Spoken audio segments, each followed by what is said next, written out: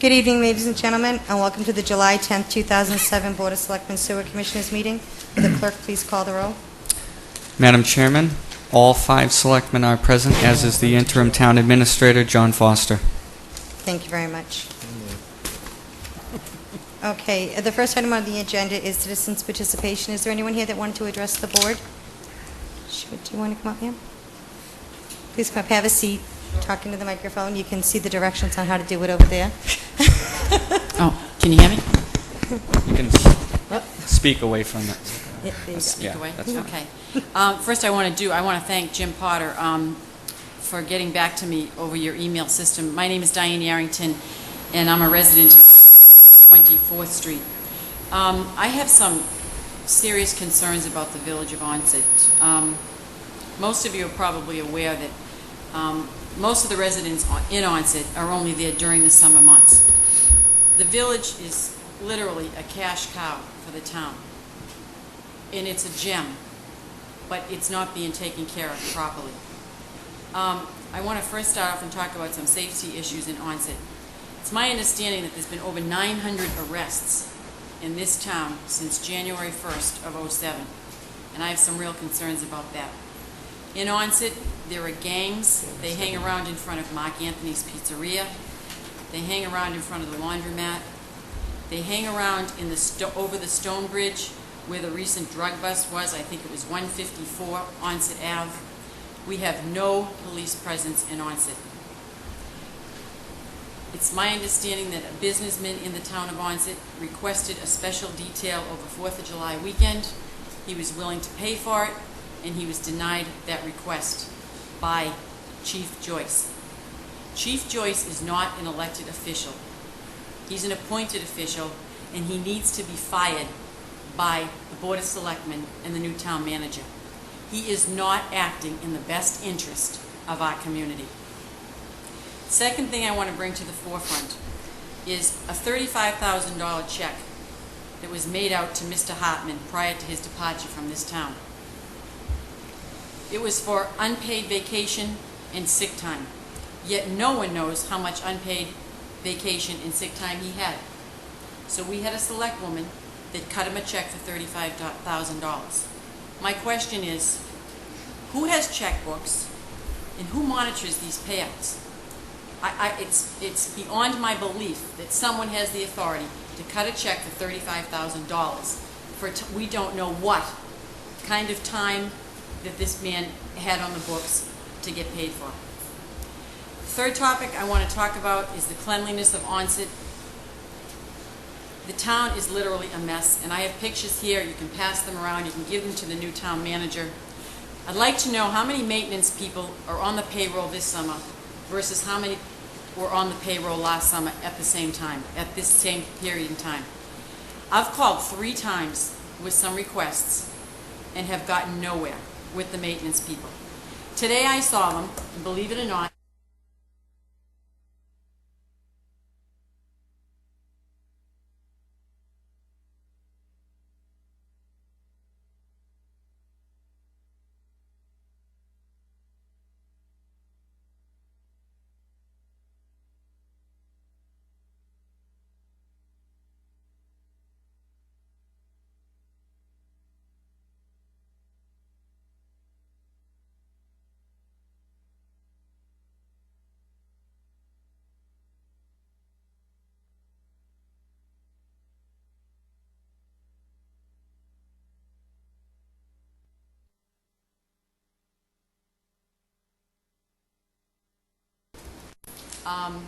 these pictures with you people. I have pictures, I have copies of these pictures, but it's a disgrace. It really is to walk around the village. I want to once again thank Jim Potter. He did call me. I sent 2 letters to the select people, and I only heard from one, and that was Jim. So I'll leave these here for you people. Thank you very much.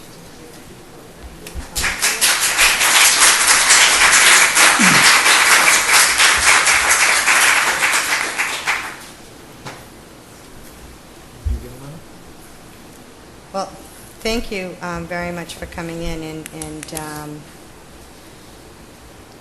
believe me, and I know that you don't want to hear budget, budget, budget. As far as I can address one issue offhand, which is the Mr. Hartman and the $35,000 check. The select person that did that is no longer on the board. She decided not to run again for re-election. The three of the selectmen, Mr. Savageau, myself, and Mr. Potter, were on the board at the time. The three of us refused to sign the authorization. So it was done within Town Hall. There is an inquiry that is going on as far as if anyone can be held responsible or culpable for that. As far as the money that was given or the how much time he had, Mr. Hartman did present the former selectman, or she was the chair at the time, did present her with paperwork, and that was some concern to us is the accuracy of that. But that is something that, believe me, we are not happy about. It was done behind our backs as well, and it is something that we are looking into. As you know, we have an interim town administrator right now. We have our future town administrator who has been hired, who will be starting next month, and we have been kind of getting information from one side and bringing it to the other, and we are trying to work on that. As far as the safety issue in the gangs, I have also been told about that situation with the business owner in Onset who was looking for additional help or coverage up there. Jim and I have spoken about it in the past week and a half, just as far as we both live on, well, he lives right in Onset, I live right down near there, and just from traveling, when we see 2 or 3 police officers out on Cranberry Highway and then there's no one in the village, that will be addressed, and we are working on that one as well. And as far as the maintenance department, I know that as far as the rubbish barrels, I don't know if maybe the town administrator or the interim,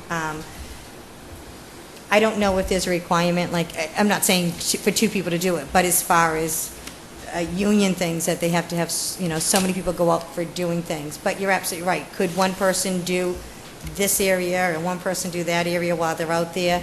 That's definitely a possibility. I can talk to the maintenance department. I know that the director of the maintenance, I spoke to him today on an unrelated issue, but he had told me that originally they were only emptying the barrels Monday through Friday, just because of overtime and staffing and things. And he did tell me today that they were out there on the weekends doing it as well, because there was the need there. So I can find out exactly how many people, that they have doing it, and if there are requirements such as that. I don't know if anyone else wanted to add anything. Well, taking your second issue first, the $35,000 paid to the last town administrator, Mrs. Ekstrom's right. I not only didn't sign that warrant, I wrote a note saying specifically that I refused to sign that warrant on the basis that I felt there was no proof or evidence that that time was earned, and certainly my opinion was that a hand-scribbled note by the senior management person representing this town was more than unacceptable. It showed a total lack of respect for this community, and I would hope and presume that that same former town administrator wouldn't allow another employee on his watch at that time to have done exactly the thing that he did himself. I was embarrassed by it. I thought it was a humiliating event. The selectman who signed it can speak for herself as to why.